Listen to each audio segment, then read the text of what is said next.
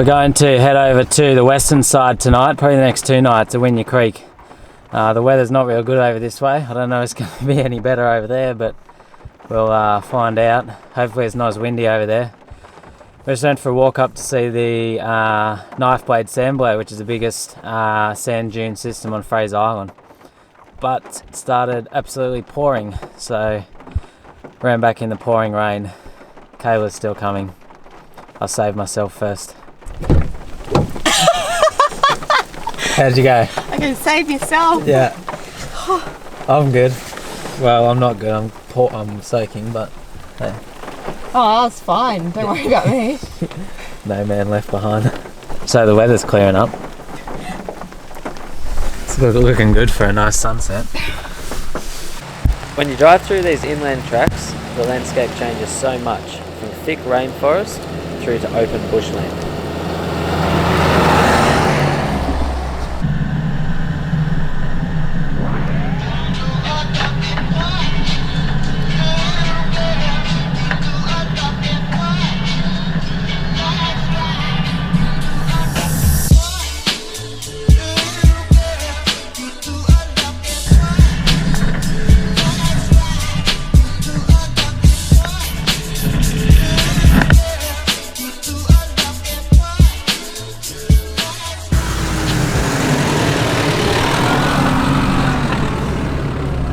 The drive from the east coast to the west coast is a pretty easy drive, nothing too hard, but it does take a pretty long time just due to how slow these tracks are and how rough they get.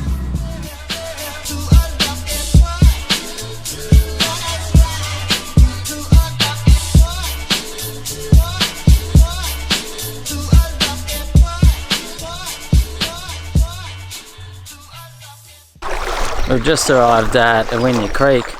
But I don't even know what's happened. This creek used to be really deep. They've like filled it in or something. It's not deep at all anymore. The last time I used to do a full nosedive, like last time I did it, the water was up to my top of my snorkel head nearly.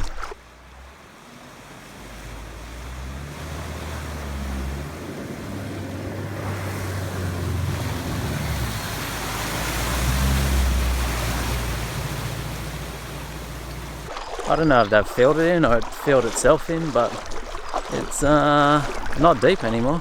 It's like knee depth. Awinya Creek has got a firm bottom and you can take it nice and slow. I just used first gear low range and maintained a steady pace.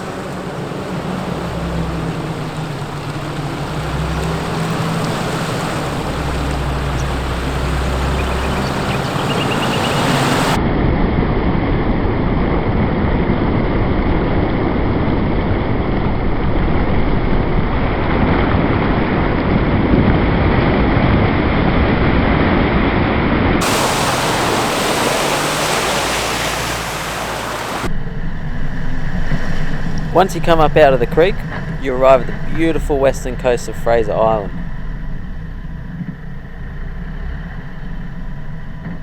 We made it over the west coast. It's so nice over here. It's like over the east coast, real windy and stormy and rough sea. Over here there's basically no wind.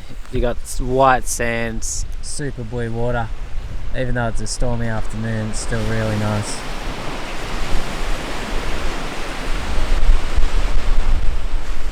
There's one other group of campers just up there and then that's it. There's 2 ways up to here. You can either come up the beach or the Awinya Creek road like we did, where you cross the river at the end. I wasn't sure because I know this beach you have to do low tide and we're about half tide. So I was thinking we probably wouldn't make it, and I'm glad we didn't go that way because you can't see it on the camera, but up there like there's no chance, wouldn't even been close. The whole beach is gone from the water.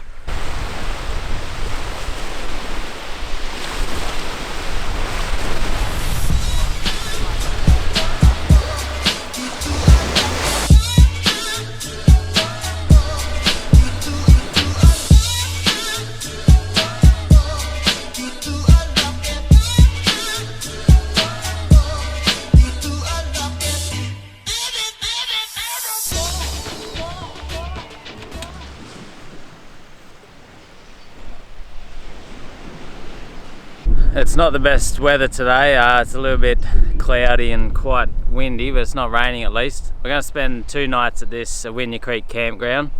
Just going to leave our stuff there and go for a drive.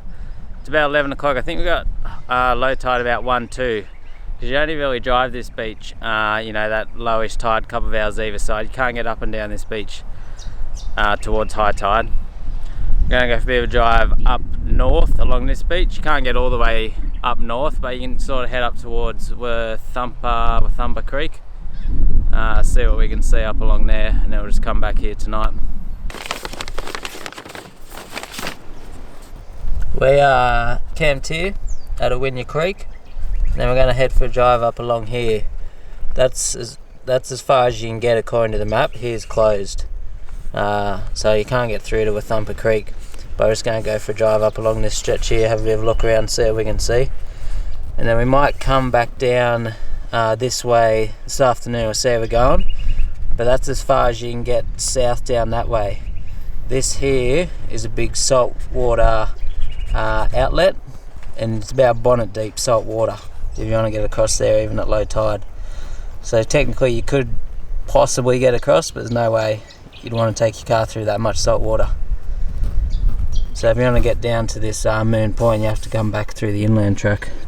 This is the Fraser Island map I'm using for this trip.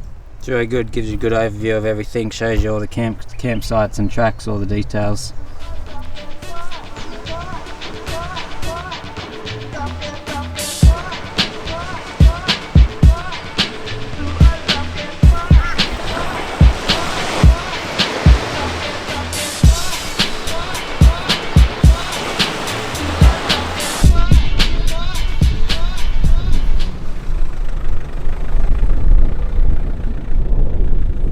Awinya Creek is without a doubt my favourite campsite on the island.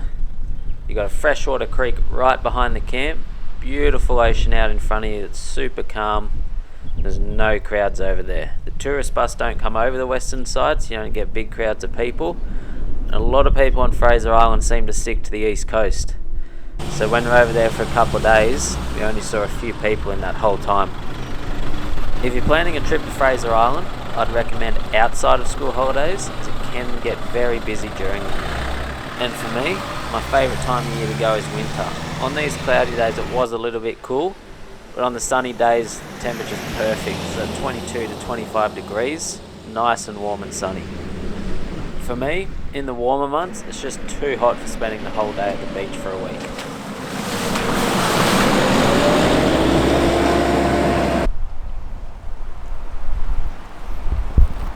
This is about as far as we got, about 10 k's up the beach. You get to this Towoi Creek, it's called. So no vehicles beyond this point. You actually see Wathumba Creek up there, it's only a few k's away.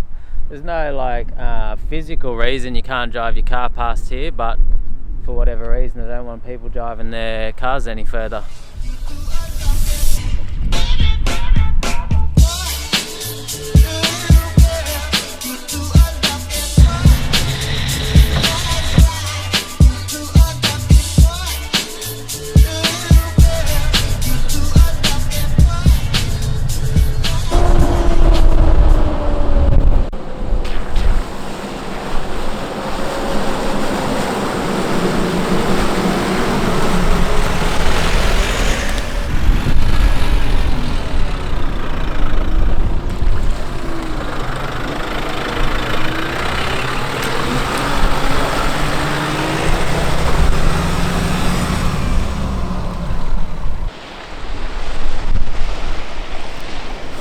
We came back down past Awinya Creek and now we're heading up the other end for a look around.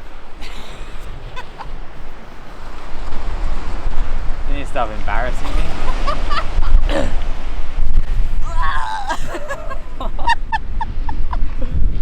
Built by Mike Lockhart, launched 1975, current owner unknown. You're still laughing at your joke. It's just gonna look so funny on the vlog. So funny. You're not filming. I am. Maybe. I am. Looks like we got some more rain coming today.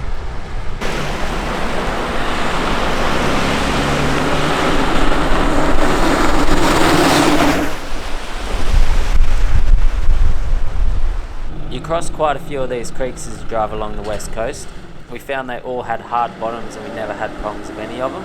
It's always best to get out, have a look, have a walk across them first.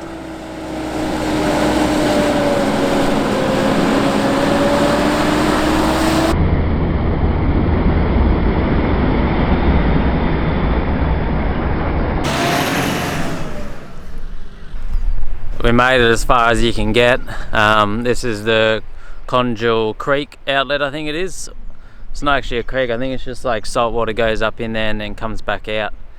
But that is salt water there and reasonably deep. So we're not going to go through it. Moon Point is only just up there. And then I think that's Harvey Bay through there as well. But yeah, Moon Point is only just up through there, so if you cross this, another chaos zone, you're at Moon Point. But I don't really know if you can get down across there any further where it's shallow. I might go have a look in a minute, but it's all salt water and it's all like muddy stuff, so I don't really want to be driving across it anyway. We're going to have a bit of lunch here and then head back.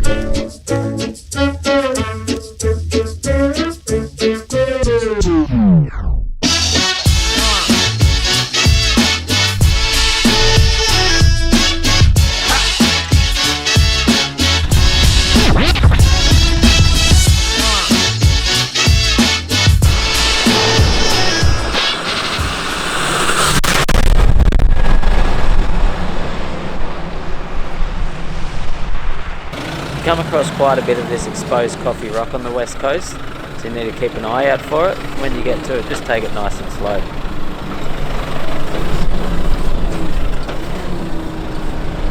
After checking out the sights of the west coast, we headed back to camp to relax for the afternoon.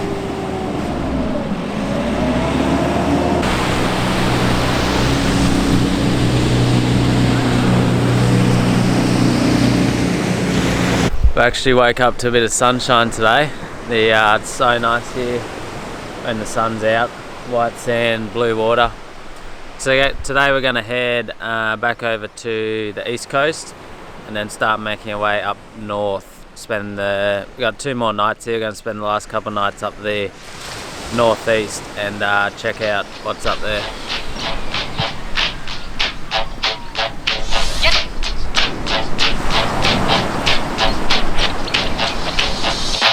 Making with jive boy station. When it hits you, yes, indeed, yes, yes, you shall.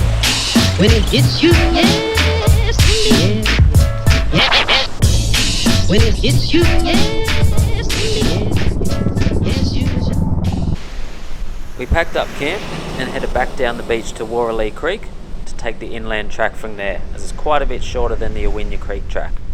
As we were driving along the beach, we spotted this huge pod of dolphins just off the beach, so I sent the drone up for a look. So cool. When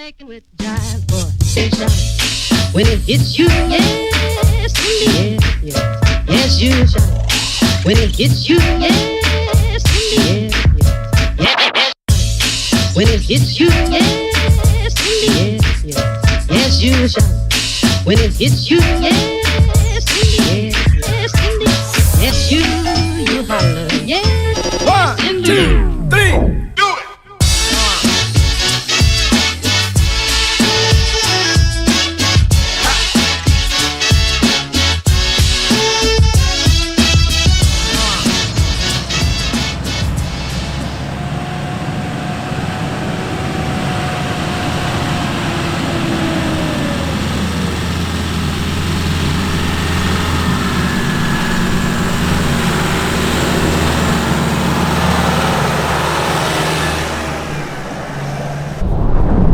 After coming off the inland track, we came all the way up to the eastern beach and we've just arrived at Indian Head, which you can see there.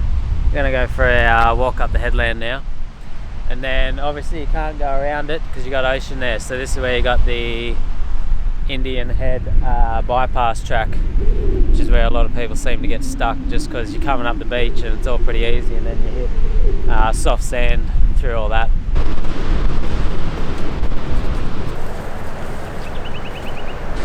We just walked up the top of Indian Head. There's the eastern beach down there, and then There it continues over there. That's where the bypass track goes around the back of it. When I'm driving on the beach, I use high range four-wheel drive, except when the sand gets really soft, then you go down to low range, and it gives you that extra bit of power you need.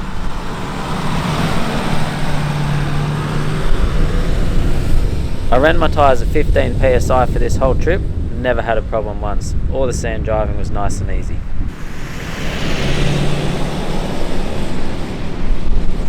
Once you pass Indian Head, you got another short little drive on the beach before you got a few k's of bush driving to get you up to Waddy Point and Orchid Beach.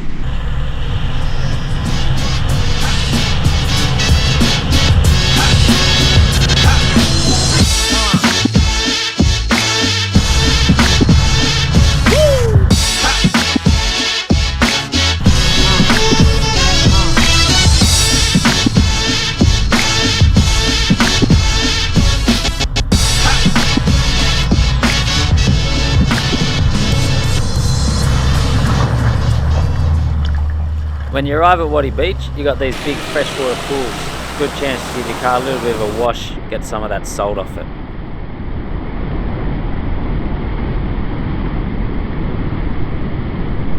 It was getting pretty late in the afternoon by now, so we went and found somewhere to set up camp for the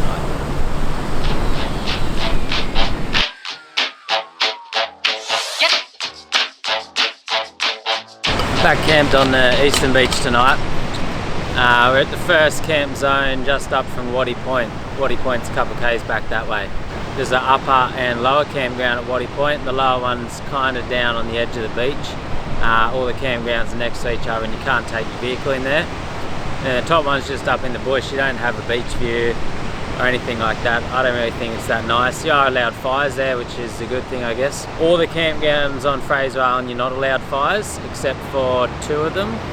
Two of the main ones that have fire pits there where you can have fires. We're going to camp at this spot 2 nights. Tomorrow we're going to go for a drive up all the way up to the top, up to the northern point, probably check out the lighthouse and the northern tip of the island. And then we'll camp here again tomorrow night, and then we're going to head back off the island the day after that. How the campgrounds work on Fraser Island, they all have to be booked before you get to them, and they're I think they're about $6.30 per person per night. So they kind of want you to book in advance before you get to the island.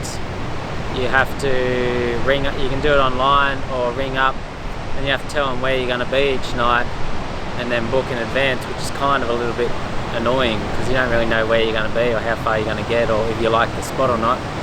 What you can do is you can ring up or go online and do it like just as you get here before you set up.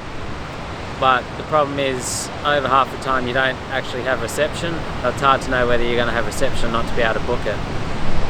You can't just like turn up and then camp at a spot. You have to actually nominate where you're going to camp. Got to make it with God. When it hits you, yes, indeed. Yes, you shall. When it hits you, yes, indeed. When it hits you, yes, indeed. Yes, you shall. When it hits you, yes.